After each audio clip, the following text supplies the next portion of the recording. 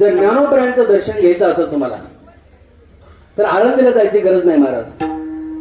ज्ञानोबरायांचं दर्शन घ्यायचं असेल तर प्रत्येकाने आपल्या घरामध्ये ज्ञानेश्वरी सारखा ग्रंथ ठेवा आणि दर दिवस त्या ज्ञानेश्वरी ग्रंथाचं दर्शन घ्या. साक्षात ज्ञानोबरायांचं दर्शन झाल्याशिवाय राहणार नाही. आणि मग जगद्गुरु तुकोबरायांचा गाथा तुम्ही घरामध्ये ठेवा.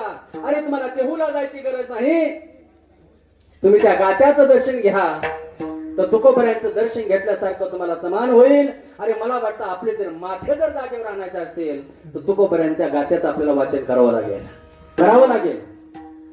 आपल्याला संत शिरोमणी सावता महाराजांचं दर्शन घ्यायचं आहे. आरंगला जायची गरजच नाही. आरंगला जायची गरज नाही. सावता महाराजांचं दर्शन व्हावं असं जर वाटत असेल ना तर सावता महाराजांचं चरित्राचा ग्रंथ आपल्या घरी आणून ठेवा आणि त्या ग्रंथाचं आपण दर्शन घ्या. संत शिरोमणी सावता महाराजांचं दर्शन झाल्याशिवाय राहणार नाही. सावता महाराज भगवंताकडे जात नव्हते हे सांगायची गरज नाही तुम्हाला.